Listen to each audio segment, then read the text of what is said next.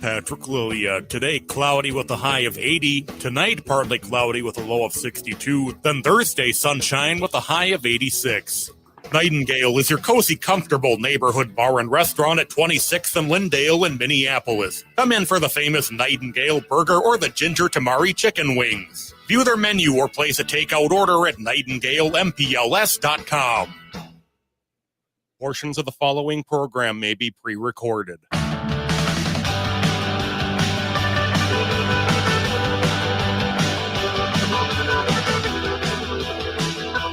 Broadcasting from the studios of AM 950 KTNF, the progressive voice of Minnesota, and airing on WCPT 820 Chicago's Progressive Talk. Welcome to The Gailey Show, the only daily LGBTQ progressive radio news and talk show in the country. I'm your host, John Parker, professionally queer since 2014. In the studio with me is my executive producer, Jim Pounds. Hey, all. We are also joined today for the full hour by Jake Wittich, managing editor for Windy City Times. Hi, Jake. Hello, how are you? Very happy to have you here for this entire time. It's going to be fun to not only chat in the second half hour about your latest reporting, but also for the news of the day, as it were, in this first half of the show. What is on the show today? So Jake will be reporting on a milestone pride flag ceremony at the Chicago Park District. Cook County Commissioner Kevin Morrison was rallying LGBTQ leaders at a recent event, and GroceryLand has staged a comeback. Also on the show, MAGA has officially raised a Christian nationalist flag in D.C. as ICE arrested a mayoral candidate for New York yesterday. Yeah. On a long list of elected officials that they are just arresting left and right. Oh, and tell me if you've heard this before. Middle Eastern country has weapons of mass destruction, and we're going to start a war with them. But it turns out they don't. Yeah, we're going to talk about that later in the show. Next door in Wisconsin, a court has ruled that a trans middle schooler can use the correct bathroom, but it's June, and the Supreme Court is performing their annual ritual of holding up laws attacking the LGBTQ community. But up first, we want to share that on Wednesday evening, tonight, there will be a candlelight vigil in honor of Melissa and Mark Hortman on the steps of the state capitol at 8 p.m. Minnesota House Speaker Emerita Melissa Hortman and her husband, Mark, were assassinated this past Saturday. Please check and listen to our first two shows of the week, special broadcast, one with Kat Rohn, Executive Director of Outfront Minnesota, and yesterday's with Representative Sandra Feist, who shared their remembrances of Speaker Emerita Hortman's legacy. You can find them everywhere you get your podcast, on YouTube, and on our websites, am950radio.com and heartlandsignal.com. The Capitol building will be closed to the public during the vigil tonight, which starts at 8 p.m. Participants are asked, you can bring your own candles, please, but do not bring any type of sign with you, just candles. Again, that starts at 8 p.m. at the State Capitol building here in St. Paul. All right. Gays, the Supreme Court has cut off legal recourse and rights to the LGBTQ community again today in their ruling of United States versus Scrimeti. They upheld Tennessee's ban on gender-affirming care for transgender minors. It was a 6-3 decision, only the liberals in dissent. AP News is reporting that with the ruling, the court has effectively shut down future legal challenges to the actions of the Trump administration and the state governments as they take away protections for transgender people, particularly as it relates to youth health care. 26 states already have similar laws to Tennessee's, which means that now they will all stand. Justice Sonia Sotomayor wrote that the majority, which is the majority of justices in this instance, the 6, abandoned transgender children and their families to political whims. The law in Tennessee bans puberty blockers and hormone treatments for transgender minors, but still allows the drugs to be used by other people for other purposes. So specifically banning trans kids from using healthcare that is otherwise available to all other non-trans kids. Jim, Jake, your reactions? Well, go ahead, Jake. I mean, there's no surprise, but I guess the thing that does surprise me is that nobody on the right seems to have the least bit of regret, the least bit of twinge of conscience, the least bit of humanity. It's like it doesn't exist. There's no human reaction. There's no Republican that says, I'm not entirely comfortable. Nothing. They're an amazing lockstep, I guess. Yeah, I'm disappointed, but not surprised. I listened when they heard the oral arguments back in December and covered a press conference here in Chicago where trans leaders were speaking out against what they heard there. And it just didn't sound good back then. So I've had this ominous feeling about this case, and here we are at its conclusion. Mm-hmm.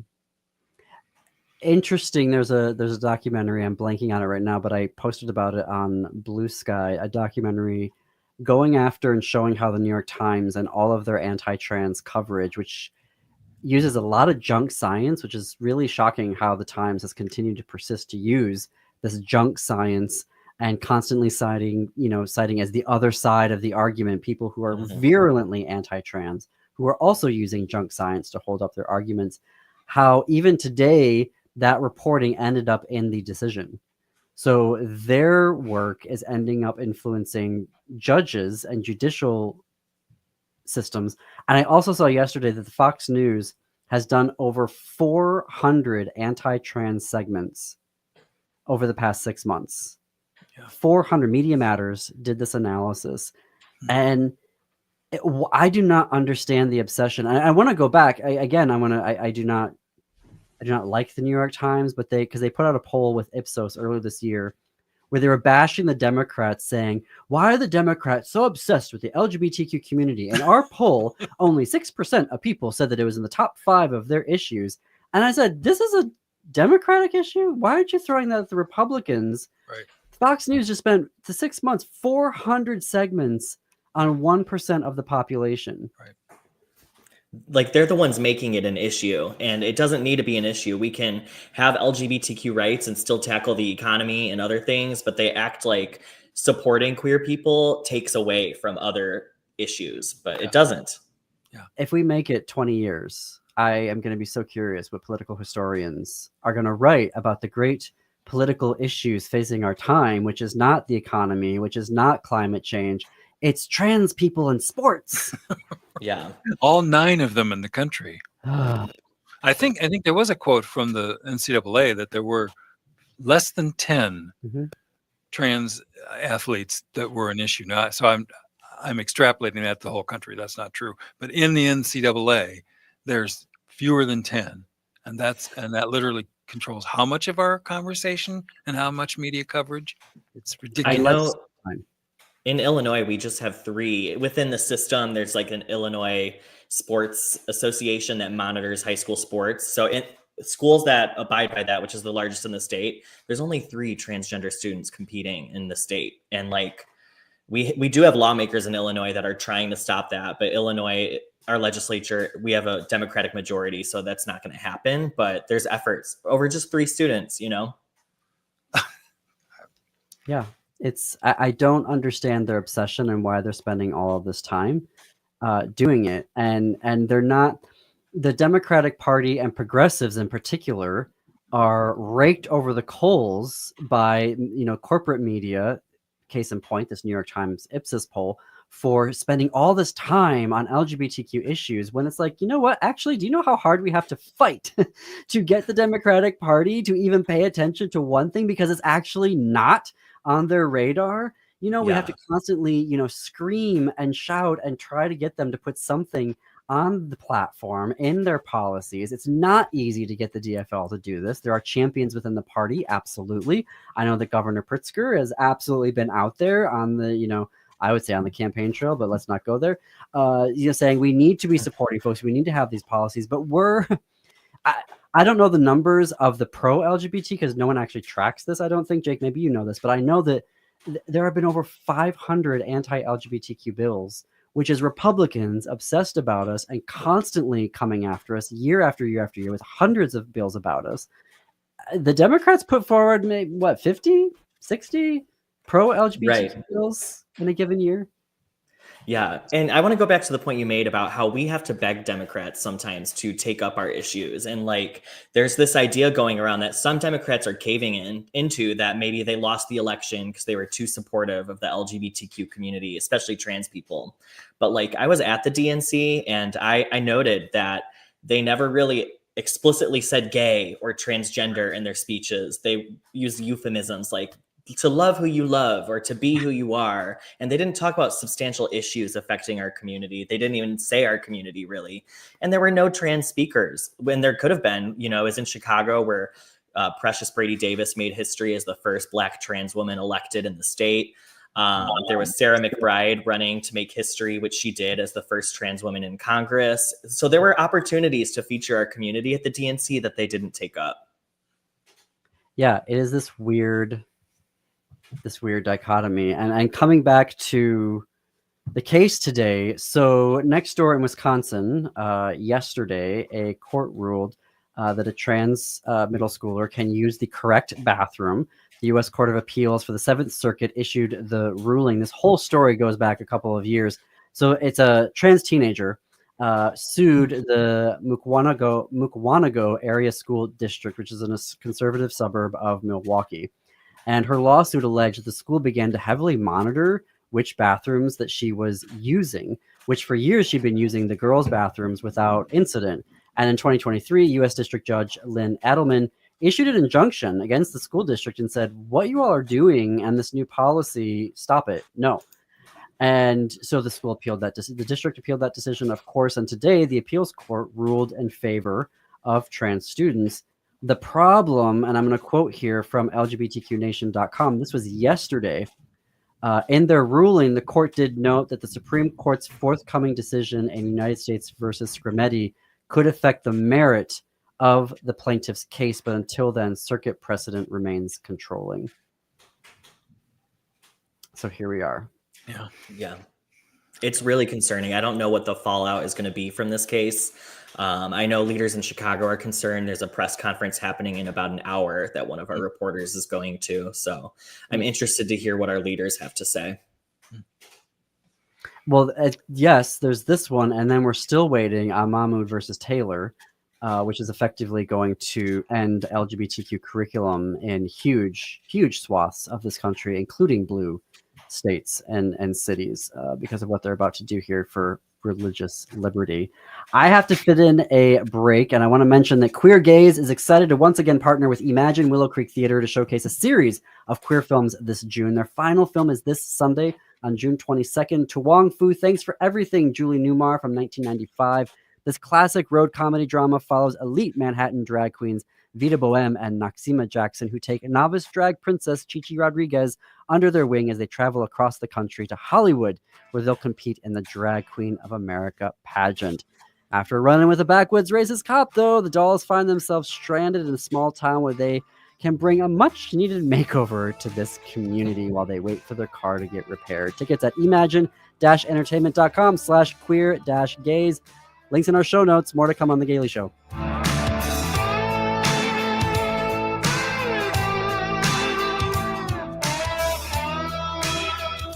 Get ready for a full weekend of celebration, connection, and community at Twin Cities Pride 2025, happening June 28th and 29th at Loring Park.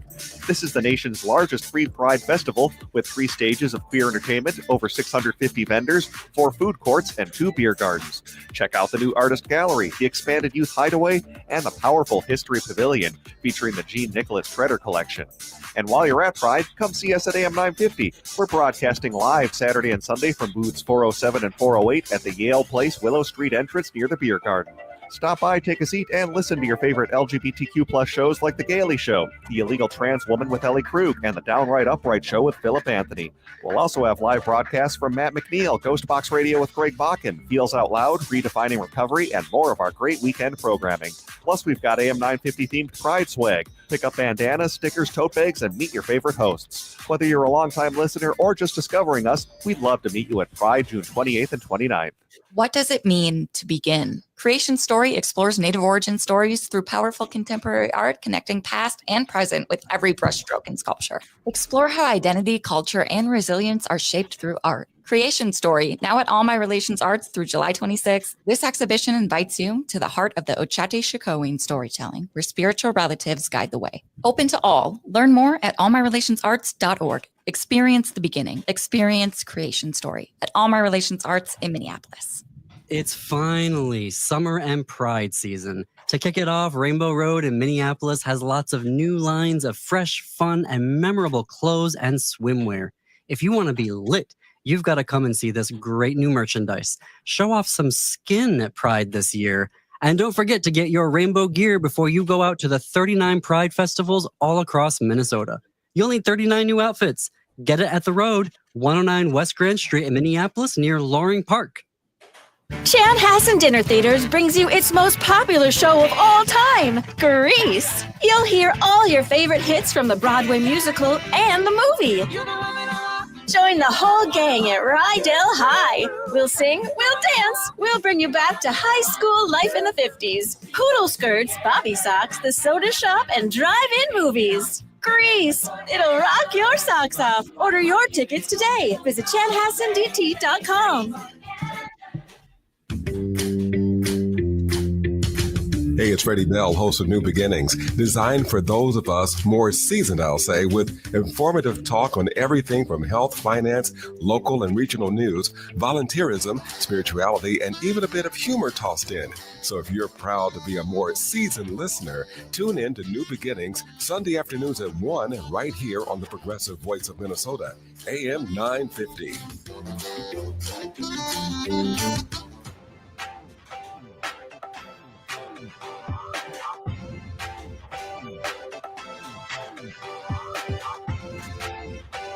Welcome back to the Gailey Show. I'm John Parker, joined in studio by my executive producer Jim Pounds and Jake Wittich, managing editor of Windy City Times. Turning to some really disturbing news for everybody, not just LGBTQ folks. The Trump administration at the headquarters of the U.S. Small Business Administration has officially raised the Christian nationalist flag. It is the first time that this flag has been officially raised over a government building. The concern about this is that it's not just a flag. It literally calls for the overthrow of the U.S. government and the installation of Christian nationalism. Because on the flag, if you take a look at it, is a white flag with a green tree in the center. And in big font above, it says an appeal to heaven. And the appeal to heaven is an appeal to the Christian version, or their version of the Christian God, and saying we're going to appeal to him to install biblical law in the United States. Very, very scary to be seeing that right now. Yeah. Jake, Jim, your thoughts? Over my dead body. Just It's just weird. I mean, it's sadly not unexpected, but it's just weird, like I really value the separation of church and state. I already feel like there's a lot of instances where that gets ignored and that bothers me. So this is just definitely many steps way too far, I have this strange, my father was in World War II and, I was always proud that he, whatever you interpret that to be, defended the United States, that very classic thing. And I never thought I would be in the position of defending the United States, whatever that exactly meant. And at this age and this stage of my life, I feel like I might be facing some version of that. And it's like you said, Jake, stunning. It's just unbelievable. And yet I believe it is true. And I believe this is deadly serious. And I don't take it lightly, I guess I'll say that. And like these Christian values, does Trump even live by them? Does he even believe them? Yeah. But they think he's going to carry a lot of people are using him to get what they want. Mm-hmm. He'll believe the last thing anybody told him. And he follows that a lot. And so I think people just think, well, we're going to push him in this direction and push him in that direction. And I love this quote today from him. He said, last week was a long time ago or something like that. And he sounded exhausted. He sounded mentally like he could, like last week. When was that? Or what was happening then? Is the way it I felt. do kind of relate though. Last week was a Here long too. time ago. It's not governing. It's like tobogganing down a hillside, and Yeah. so it feels exhausting. To your point, Jake, though, like he doesn't live the values, but also like sometimes I just want to, having grown up in a very fundamentalist, both Armenian version and American version of Christianity, I just want to go up to like a Marjorie Taylor Greene and be like, what is your, oh, you're not married? Oh, you're divorced. Or ask one of them, like, what does your husband think about this? Like, you're supposed to honor your husband. So did you get your husband's permission to run for office? Or did your husband sign off on what you're saying right now? Like, I just... Yeah, ask the Mormon Church about that. They don't want to live by the values, No. but they want to use the verses Right. to attack us. Right. And It's all about power, I think, and that's their vehicle to get power. Yep. It is. And speaking of power and money. Money. Yeah, those mega pastors for sure. But I think that we're seeing this takeover. For me, when I saw the flag story, and then we see yesterday where the New York City comptroller and Democratic mayoral candidate Brad Lander was arrested by federal agents at an immigration court on Tuesday. So Lander, I was like, what is going on? Lander had been observing immigration court hearings because he was not thrilled at people suddenly thinking they were going to a regular hearing and then all of a sudden being disappeared. Right from these courts. And so he was there to assist and accompany some immigrants out of the building. And there was one who had just exited a hearing, and Lander locked arms with him and then demanded to see the judicial warrant for this person's arrest. And he refused to let go of this person. And then the authorities forcibly broke them apart. The video, again, disturbing. And he's saying out loud, Lander is saying out loud, you don't have the authority to arrest a U.S. citizen, asking for a judicial warrant. Here's his wife to CBS News, Meg Barnett. She said, we asked numerous times for the warrant, for their names, for their badge numbers. It was unclear what agency they were from. They're in full uniform, in many cases with a mask pulled up over the bridge of their noses. So Brad was saying, I'm an American citizen. I'm asking you for the judicial warrant. You do not have grounds to arrest me. And this is coming after Mayor Ras Baraka and the mayor of Newark, New Jersey, arrested on a trespassing charge that was dropped. New Jersey Congresswoman LaMonica McIver charged with assaulting and impeding federal agents. And they said the same thing about Lander yesterday. Like, he's assaulting people. We can all see the video. He's not assaulting anybody. Right. And then last week, Democratic U.S. Senator Alex Padilla arrested at a news conference for having the audacity of being a U.S. senator walking up to the front of a press conference and wanting to ask Kristi Noem some questions about the immigration raids that she was conducting in Los Angeles. And they tackle him to the ground and arrest him. Yeah, and I guess for me, and I'll put these questions to both of you because you're both smart individuals. If ICE was doing everything above board, why the masks? Why are they willing to show the warrants? Why are they so defensive and just arresting everybody? And how does the Secret Service not know who a U.S. senator is? Right. It's wild. And we haven't seen arrests here in Chicago, but we have seen Democrats that there were 4 U.S. representatives that tried to access an ICE facility in Chicago and they were denied entry. I saw the video and the ICE officer, all he would say was he was an officer with ICE. He wouldn't say his name. He wouldn't share his badge. And like, these are U.S. reps. Like, it's just wild. Right. Well, they're trying to see what they can get away with, and I guess there'll be a point at which they won't get away with it, I guess, and we'll know where the line is, hopefully. Yeah. I don't know. I mean, I don't see any other way they're going to keep pushing until they come up against a hard object, you know what I mean? And then the situation changes. But for right now, they're getting away with it. Yeah. Unfortunately. This is stuff, and not to rag on, my people's country, the Republic of Armenia, but like, this is bleep that we would see happening over there after the fall of the Soviet Union. It was an oligarchic country.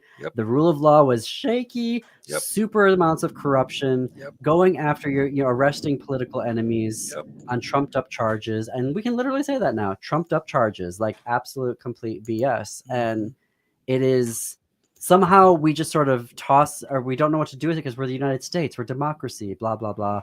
But if we saw another country doing this, we would be calling it a fascist takeover. Right. And I have to fit in a break here, unfortunately, and we're not going to get to the Iran story today, which maybe not unfortunately, but folks follow AP News about this because this is also very scary. This is Bush W Part 2.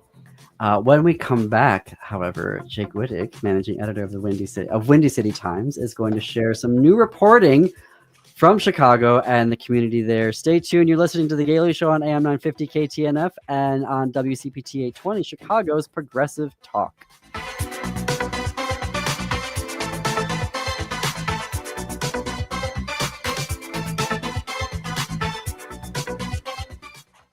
Hello, Minnesota. This is Stephanie Miller. Make sure to start your day off right with the Stephanie Miller Show every weekday morning from 8 to 11 right here on AM 950.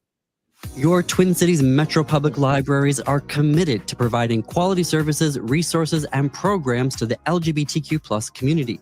Check out the Metro Pride book list, including ebooks and e-audio for kids, teens, and adults at melsa.org/pride-booklist. That's melsa.org/pride-booklist.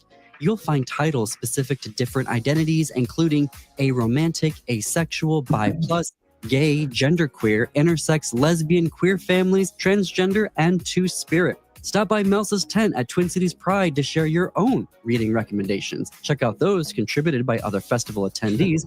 Pick up buttons and bookmarks and find out more about your Twin Cities Metro Public Libraries. Don't have a library card? Staff at the tent can help you with that. There will be librarians from the Metro Public Library systems who are happy to provide book recommendations and other info on how to get the most from your library card. Hey, it's Patrick for Zero Res. June is here, which means you might be having a graduation party at your house soon. Summer also means sleepovers. Your kids are going to be at the playground, at the water park, at the beach. There's going to be a lot of mess coming into the house over the summer, and you need to call my cleaning heroes at Zero Res to make sure your home is in order for the summer. And since June is here, it's time to take advantage of Zero Res's best deal of the summer. Zero Res can take care of any surface in your home or business, including carpet, tile, hardwood, rugs, upholstery, and air ducts. This month, take 20% off all services when you call my friends at Zero Res 9520-RES or go to ZeroResMinnesota.com. Just tell them you want the AM 950 special. Their prompt, courteous team will come out and take care of you. Again, that's 20% off all services this month. Go to ZeroResMinnesota.com or call 9520-RES and ask for the AM 950 special. Zero Res, backward or forward, spells the same.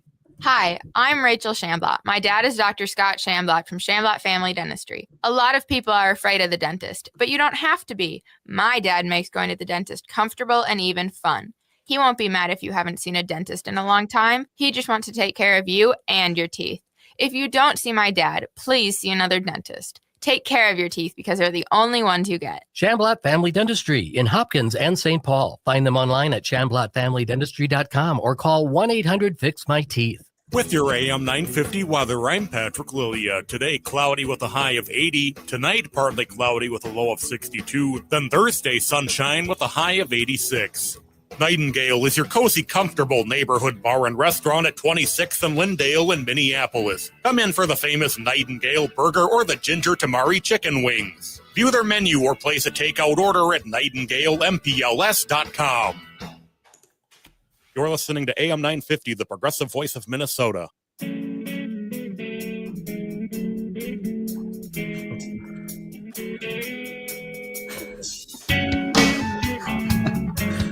Coming to you from the studios of AM 950, KTNF, the progressive voice of Minnesota, and airing on WCPT 820, Chicago's Progressive Talk.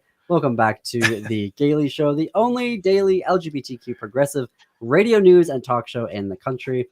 I'm your host, John Parker. With me in the studio today is executive producer Jim Pounds and Jake Wittich, managing editor of Windy City Times. Windy City Times has been the voice of Chicago's LGBTQ plus community since 1985. This year marks the news outlet's 40th anniversary of uplifting queer stories, reporting with pride, and chronicling LGBTQ plus history. Visit windycitytimes.com/newsletters to sign up for the publication's weekly LGBTQ plus news updates. I can say I've done that. They're excellent. Y'all should do it as well. Jake is their managing editor, where he reports in-depth stories on Chicago's LGBTQ plus community and oversees the publication's growing newsletter operation. I was about to say welcome back, Jake, but you've been with us. Yeah, I've been here. I've been here. See, I get into my routines as a host. All right. The Progress Pride flag was raised over the Chicago Park District headquarters. Let's start there. How is this different than other previous flag displays? Yeah, totally. This is a fun one. It's Progress Pride flag raising ceremony, as you said, over the Chicago Park District headquarters. What's new is normally they would just fly the flag over two parks in Lakeview, which has a pretty high LGBT population in Chicago. But this is the first year it's flown at the district's headquarters and then some offices throughout the, not the country, the city. So it's pretty cool. And what I like about this is it's more than just a symbolic gesture. We have a new park district superintendent, Carlos Ramirez Rosa. He is openly gay. He's a former alderman who actually stepped down earlier this year when he was appointed to the park district. And he's doing more than just raising a flag. There's some actual tangible initiatives he's doing to improve the lives of LGBTQ people as he can in that role. Okay. I want to hear more about that. Can you tell us more about Park District Superintendent Ramir Rosa? Yeah, so he is a progressive. I was actually pretty shocked when there were rumblings that the mayor was going to appoint him to the park district and he would leave, just because he has political power. He is aligned with the mayor. He's a progressive. We have a pretty large progressive caucus. He's taken some political hits in the last year, but still pretty powerful. And I was just surprised. I didn't see the park district as a political role per se, and I wasn't sure what this means for his future, but I do, after talking to him, I get the sense he's very excited about the role. He's passionate about it, and he sees a future at the park district. So what would be on his portfolio then in doing this role? Yeah. Well, some of the initiatives he's doing right now, like specifically for the LGBTQ community, he is modernizing its gender policy, making sure that all language used in all documents and forums and things like that respect people's gender identities, including those that aren't male or female. You know, there's more than two genders, and he wants to make sure their language reflects that. He's also helping the park district roll out a number of employee resource groups. There's a new one for LGBTQ people that just formed. I actually know a couple members that are in it, which is pretty cool, and they're thrilled about that. And just making sure that everyone is trained internally about LGBTQ issues, sensitivity, competent to interact with the community and serve them. So that's some of the internal things, but he's also doing external initiatives as well. That was something I wanted to ask you about, because, you know, we get a lot of pride events where folks, you know, go outside and they do displays, or they bring in somebody, a comedian, or, you know what I mean? They have a, you know, an event, and then that's it. You know what I mean? And it's over. So I was glad to read in your reporting, and now as you're sharing it right now, that there were actual concrete policies and programs that will be going into supporting LGBTQ folks, employees specifically. Does he have any plans for more external, like the programming of the parks moving forward? I asked him, you know, how does his identity play a role in what he's thinking of in terms of programming at the parks? And, you know, he's Latino, so he wants to make sure that all diversity is celebrated in the parks. And no matter who you are, what your background is, you feel safe, and the park is a place you can come to enjoy, to relax, whatever, you know. In terms of LGBTQ programming, there's so many events, actually. I'm shocked. I don't know. I thought when he went to the park district, I just wouldn't hear from him anymore, which was a little naive, because there's a lot of LGBTQ touch points there. And their calendar, they've got queer events through June, through July, through the whole summer, and then they're going to roll out more in the winter. So it's not just a Pride Month thing. A lot of them are youth focused, which I think is great. We have an ongoing discussion in Chicago about how youth don't have spaces, and then there's these street takeovers or whatever that people are freaking out about. And it's launching a lot of discussions about what spaces do we have for youth. So he's focused on that, especially queer youth. And it's just really great. Another cool thing I want to talk about is the park district is helping host these community meetings, like town halls, about trans femicide, which is violence against trans women in Chicago. In general, but they're focused on Chicago. And this is an initiative that Carlos Ramirez Rosa actually started as alderman, he introduced an ordinance to create a task force to start collecting research and information on this issue in Chicago. And now they're doing these community meetings, and he still gets to be a part of it as the park district superintendent by hosting them, which is pretty cool. Wow. That's Is this a role that could, obviously it's going to keep him in the public eye. Is he someone that might want to run for mayor? Yeah, I'm not sure. You know, I do think he's always been involved in politics. He's a community organizer. I don't know what he's eyeing for his future, but I am curious about that. Well, we'll have to stay tuned to your reporting to find out. Speaking of running for something, Cook County Commissioner Kevin Morrison is running for Congress and recently had a event with some folks that were there that have been endorsing him. Can you tell us about this campaign event that he was doing? Yeah, it was a Pride Month fundraiser for Cook County Commissioner Kevin Morrison, who is running for Congress. And it was really normally press isn't allowed at all of these fundraisers, but they let me in this one, which was cool. And it was a good who's who to get a sense for where his support is coming from within the community. There were a lot of people there, from business owners, longtime community organizers, a lot of LGBTQ elected officials. In terms of those supporting him, you know, we've got Congressman Eric Sorensen. We have a lot of LGBTQ alder people such as Bennett Lawson and Lamont Robinson. Crystal Larson, she is the Lake County LGBTQ plus Center's director. She also is a former city clerk out there. She's a trans woman. She's supporting him. So it was really interesting to see who was there. I did get a sense that some people weren't necessarily there to support, but still just scoping him out and getting the lay of the land of this race. Well, that's good that they're scoping. Yeah. What are the supporters saying of Morrison's candidacy and record?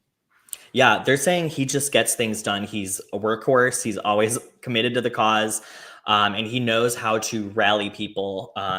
What I like, no matter their background, he can talk how they do. His district as a commissioner, it involves a lot of the suburbs and a small part of the city. So they're saying he's really good at speaking to the people in the suburbs and then speaking to the people in the city who have different interests, you know, and different ways they talk.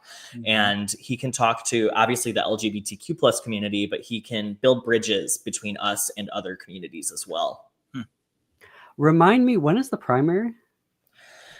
I think it's later this year. It's a crowded field. There's 6 other Democrats running in the primary. Oh, wow. So yeah, and I think 3 of them are pretty wealthy and self-funded. So he's got a tough battle ahead of him, is what I got a sense of at that fundraiser, just talking to people about the race. One person I'm paying attention to that's running against him is Junaid Ahmed, and he ran for this in the 2022 primary, trying to unseat Raja Krishnamurti. And Ahmed got about 30% of the vote, but he was up against an incumbent at that time. So that's not the situation here. So I'm curious to see how far his campaign goes against Morrison's. Very interesting. Okay. And then this would be so the election, then it sounds, would be for 2026. Yeah, 2026. Yeah. Okay. Wow. Well, I'm sure that he's going to have a lot of, Kevin Morrison's going to have a lot of campaign events coming up here over the next few months. So I'll be curious. I am very curious to see how for a number of reasons, there have been so many attacks. And I'm curious if this has come up actually in your reporting on his campaign or other campaigns as well, Jake, that there have been so many attacks on the community. Do you feel like this is part of the motivating factor for more queer folks wanting to run for office right now? Like, do you feel like we're seeing an uptick in that? Yes and no. I think the attacks are a part of it, the attacks on the LGBTQ community, but I also sense that people are just upset overall with how this country has been run. I just interviewed, this is in the state legislature. His name is Nick Unyajewski, and he is trying to unseat State Rep Sarah Feigenholtz, a longtime ally to the LGBTQ community. Nick is gay, so it's an interesting race for me to be watching at Windy City Times. And he's concerned about preserving queer rights in Illinois, but he's also he wants to disrupt the status quo. I know this isn't part of your reporting structure, but it is. I feel there's this David Hogg has tapped into something here, and I think that there is that. What I feel like, as you're looking at that, and I'm not asking you to put like editorial per se into that, but I think there is this tension happening right now on the left of there are folks who have been there for a very long time, who have been clear allies, but at the same time, it's like maybe your time needs to be done. And you know, like Nancy Pelosi, you had an amazing historic run as speaker, and no one will ever be able to take that away from you.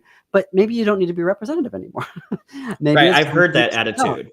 You know, maybe it's time to move on. I mean, and then we get the pushback of, well, you're just saying change for change's sake. And I'm like, Well, David Hogg made the point that if we had taken control of the House, let's say by a margin of a vote, you know, 218 to 217, we've had 3 Democrats die since the election, and we would have lost the majority. I mean, that's how this idea of getting in there and serving for life is not serving us. So I think that I just was reading why he's no longer with the DNC and he was kicked out. Well, and he created his own organization to talk about more Yeah. transformational change, I would say. Yeah. And I guess the question is, how big is that camp that feels that way? Is it enough to enact Democrats to make change, or does the majority agree with the Nancy Pelosi's of the world? I don't know. Well, we're at a place where we better agree somehow to win, because otherwise that's curtains. So I think we might need to make bigger compromises than we're thinking. Here's a case in point. You know, Andrew Cuomo was run out of town in New York. Yep. And now suddenly he's going to be mayor of New York City. Like, I don't understand. When I look at the current mayor, Adams, and then I look at Cuomo, and I'm like, really, New York? That's the best that you've got? Oh, wait, no, you've got these amazing other candidates, but for whatever reason, these establishment corporate folks just keep their claws in. Yeah. In Chicago, you know, Mayor Brandon Johnson was the anti-establishment, and he won. You know, whether or not people feel like he's delivered, that's up to people to decide. But we'll see if New York can do the same, and if they do elect someone who's not so establishment, if they can actually enact change. Right. Well, there's obviously Lander, someone that I've been paying attention to, and Mamadi as well. His candidacy is very, very, very interesting. And they have a ranked choice primary happening right now, which also makes the arrest of Lander even more. Yes. You know, it feels like it's just Disturbing. politically motivated to even knock him out of the the race because you don't like his politics. Right. But it'll be very, very interesting to see where that goes. There's another article I want to get to, but I'm coming up on a break here. It's about GroceryLand, Jake, that you were writing about. Who they made a comeback, and they're celebrating a 43rd anniversary. Maybe we could start with, before we hit into the break, who is GroceryLand? Yeah, so GroceryLand started at the height of the AIDS epidemic, and it is an organization in Chicago that basically offers low-income people with HIV free food and other resources. So they've done a lot of work for the community since they were founded, and a lot of its founders are still active today. Good. Well, we're gonna talk more about that when we come back from the break. You can keep the conversation going by following us on Blue Sky. We're at thegaleyshow.org for more progressive news and analysis. Be sure to sign up for 2 newsletters. Actually, I want to sign up for. You go to windycitytimes.com to sign up for the excellent newsletters that Jake manages, and you can also go to am950radio.com to sign up for their newsletter, where you can get more on all of their shows, the queer shows there, and more from The Gailey Show. You're listening to The Gailey Show.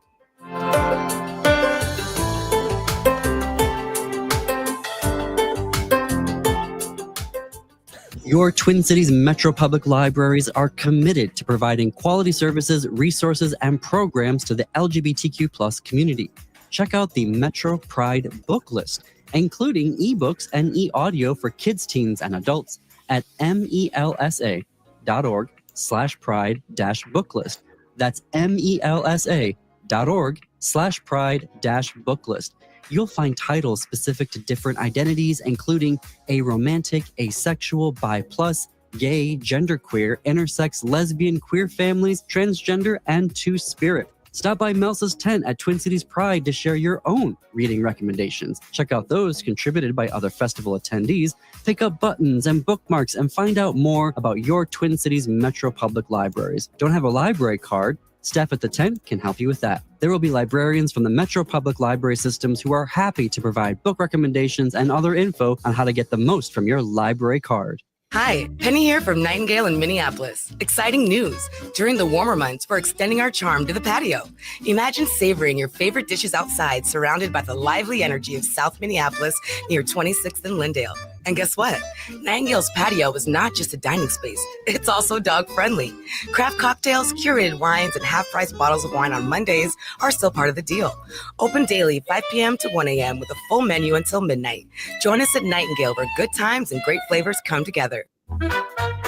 This June, Twin Cities Gay Men's Chorus serves Diva Worship for their Leading Ladies Divas of Broadway Pride concert.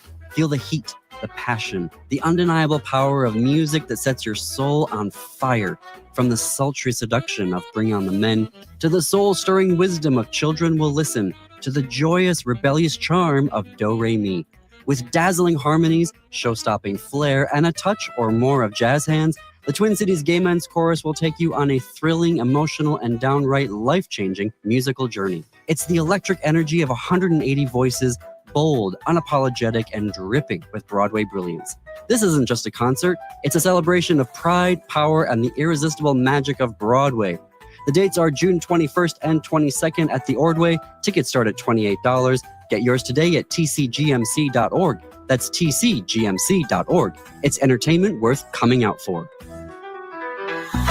Hey listeners, there's an exciting invitation for you. This Juneteenth, come celebrate with Minuteman Press Uptown, the largest Black-owned print shop in Minnesota. On June 19th, you're invited to tour your favorite local union print shop. It will be a fun experience where you can see creativity in action, enjoy refreshments, win prizes, and learn about their important role as the only BIPOC union printer in the Midwest.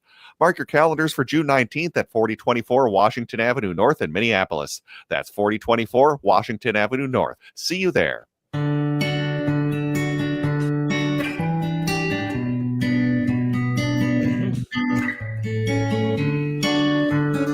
Welcome back to the Gailey Show. We're coming up on the top of the hour. I'm here with my executive producer, Jim Pounds, and Jake Wittich, managing editor of the Windy City Times, here for a bi-weekly appearance. And so lovely that we got to have you for the full hour today. There's some recent reporting that you've done. We started talking about it before the break about GroceryLand, which is celebrating a 43rd anniversary, if I understand that correctly. And they have been started around and focused on HIV/AIDS food pantry. Talk to us about how they almost didn't make it. They almost shut down. Yes.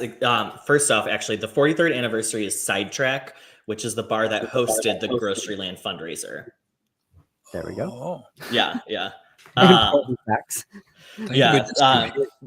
I think GroceryLand is 37. It was founded in 1988, I believe. Wow. Yeah, and it started as a Meals on Wheels program for people with HIV. Mm-hmm. As medical advancements happened and people with HIV were living longer, then they realized, okay, now we need a food pantry that people can just come to and pick up their groceries. So they developed a food pantry under Heartland Alliance.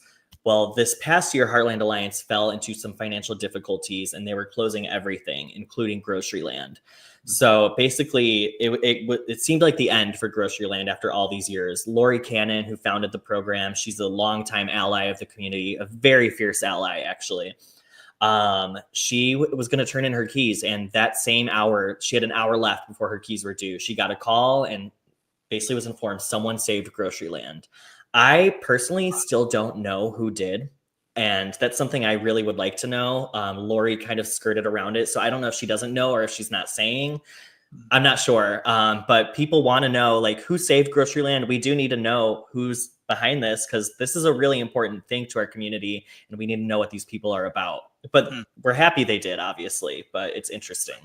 Right. Wait, so an hour before, like, the keys to the building were about to be turned over, is GroceryLand now its own, like, was it always a separate entity? So, like, does it have like a 501(c) status or an LLC status? Or I think it was within Heartland Alliance. I'll have to double check on that, to be honest. It's a little murky to me. I'm not the one who covered 2 when it closed, but I picked up this story.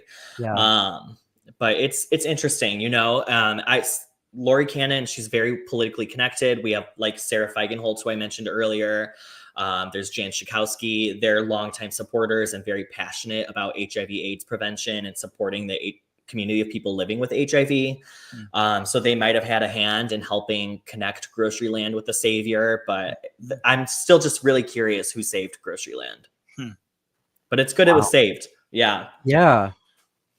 So they literally are funding it. Does GroceryLand have like a revenue source that like is, I guess where I'm going with that is that it feels like not my understanding, but I guess I'm assuming here that Heartland Alliance Health is sort of subsidizing it, because I mean, you're not doing a food pantry to make profit, make money. Yeah, right. Exactly. So there's got to be some sort of subsidy going, you know what I mean, where you're giving more money than you're ultimately going to make in terms of revenue. Yeah, and maybe, in a couple of years I can look at the Form 990s and figure that information out. Hopefully I'll know before then, but yeah. It's interesting. But yeah, this past week, they really saw this event as GroceryLand's big comeback. Every year, Sidetrack, which was founded by Art Johnston, he's a longtime LGBT gay activist here in Chicago. Every year they hold their anniversary party during June, which is when they were founded. And lately it's just been a pride party, but it celebrates their anniversary. And they incorporate this fundraiser with it. Since the 90s, they've always had a donation drive for Heartland Alliance where people can bring toiletries and household items, things that aren't covered by food stamps, that GroceryLand can give out to its clients. So this year's fundraiser at the celebration was extra meaningful to Lori because she really saw it as the revival of this organization. And what better partner to help them with this than Sidetrack, who's been a supporter of GroceryLand since its beginning. Wow.